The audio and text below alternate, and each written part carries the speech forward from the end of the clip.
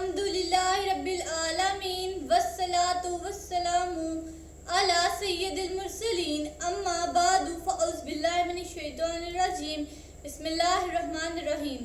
ہماری کسی بھی ویڈیو میں کوئی بھی ایک لفظ بھی آپ ایسا نہ پائیں گے جو اللہ تعالیٰ کے حکم اور اس کے نبی کریم صلی اللہ علیہ وآلہ وسلم کی تعلیمات سے ہٹ کر ہو۔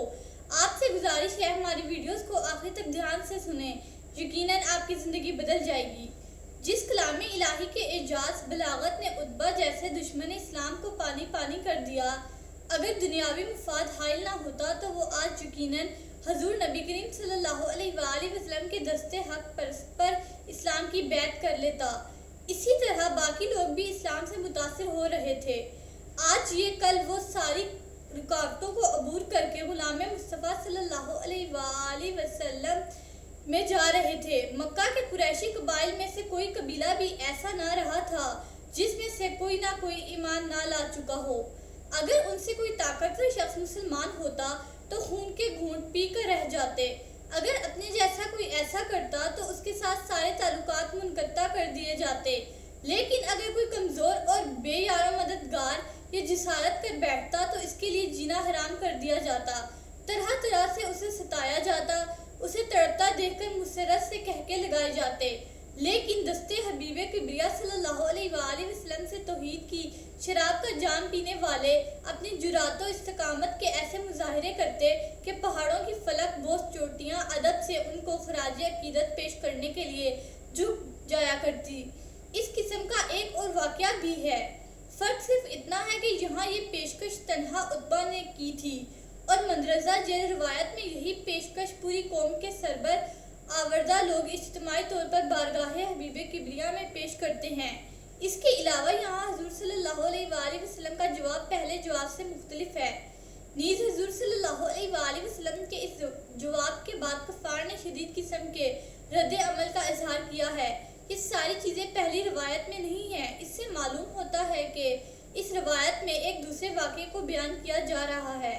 کفار کی دن با دن صورتحال بگڑتی جا رہی تھی، حالات قابو سے باہر ہوتے جا رہے تھے۔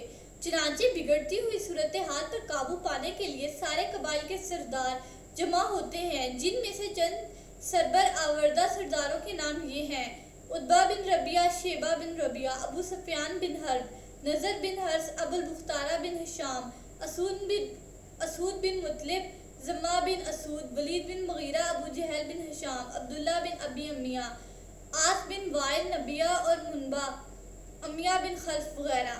یہ سارے سردار غروب آفتاب کے بعد کعبہ شریف کی پشت کی سمت میں جمع ہوئے۔ ان میں سے ایک بولا: محمد فدا روحی وابی وامی صلی اللہ علیہ وآلہ وسلم کو آدمی بھیج کر یہاں بلاؤ اور اس کے ساتھ دو ٹوک بات کرو۔ چنانچہ ایک آدمی کو یہ پیغام دے کر حضور صلی اللہ علیہ وآلہ وسلم کی خدمت میں بھیجا گیا کہ آپ کی قوم کے سارے سردار کعبہ کے پاس حرم میں اکٹھے ہیں اور آپ کا انتظار کر رہے ہیں۔ وہ آج آپ سے فیصلہ کن گفتگو کرنا چاہتے ہیں، اسی لیے آپ آئیے اور ان سے بات کیجیے۔ پیغام سنتے ہی سرکار دو عالم صلی اللہ علیہ وآلہ وسلم تشریف لے آئے اور ان کے پاس بیٹھ گئے۔ انہوں نے گفتگو کا آغاز کیا۔ جب وہ اپنی تجاویز پیش کر چکے تو ہادی انس و جان صلی اللہ علیہ وآلہ وسلم یوں گوہر فشاں ہوئے: ان چیزوں میں سے میں کسی چیز کا طلبگار نہیں، نہ مجھے مال و دولت کی خواہش ہے اور نہ ہی عزت و سیادت کی آرزو، اور نہ میری نگاہوں میں تخت و تاج سلطانی کی کوئی قدر و قیمت ہے، بلکہ اللہ تعالیٰ نے مجھے تمہاری طرف اپنا رسول بنا کر مبعوث فرمایا ہے، مجھ پر کتاب نازل کی ہے، مجھے حکم دیا ہے کہ میں تمہیں اس کی رحمت کا مسردہ سناؤں اور اس کے عذاب سے بروقت خبردار کروں۔ میں نے اپنے رب کے پیغامات تمہیں پہنچا دیے ہیں اور اپنی طرف سے تمہاری خیر خواہی کا حق ادا کر دیا ہے۔ جو دعوت حق لے کر میں آیا ہوں، اگر تم اس کو قبول کر لو گے تو دنیا و آخرت میں تم سعادت مند ہوگے، اور اگر تم اس کو مسترد کر دو گے تو میں پھر بھی صبر کروں گا، یہاں تک کہ اللہ تعالیٰ میرے اور تمہارے درمیان فیصلہ فرما دے۔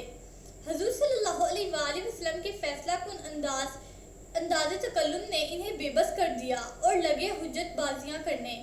کہنے لگے: اگر آپ ہماری ان تجاویز کو درخور اتنا نہیں سمجھتے تو آپ کی مرضی۔ پھر ہماری اس درخواست پر غور فرمائیے۔ آپ جانتے ہیں کہ ہمارا شہر جس وادی میں آباد ہے وہ بڑی تنگ وادی ہے، پانی نایاب ہے، ہم سے زیادہ مشکل گزار ان کسی کی نہیں۔ آپ اپنے رب سے جس نے آپ کو رسول بنا کر بھیجا ہے یہ دعا کرے کہ وہ ان پہاڑوں کو یہاں سے دور ہٹا دے تاکہ میدان کشادہ ہو جائے، شام و عراق کی طرح یہاں بھی دریا جاری کر دے، ہمارے آباء و اجداد سے چند بزرگوں کو زندہ کر دے۔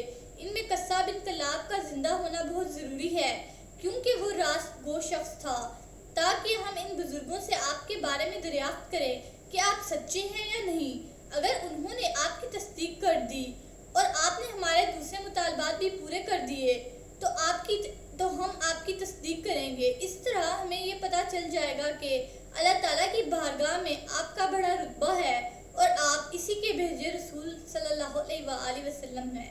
حضور نبی کریم علیہ السلام نے ان کی ہرزہ سرائی سنی اور فرمایا، اے قریشیو، اللہ تعالیٰ نے مجھے ان کاموں کے لیے مبعوث نہیں فرمایا، تو اس کا ایک پیغام لے کر تمہاری طرف آیا ہوں اور میں نے وہ پیغام تمہیں پہنچا دیا ہے۔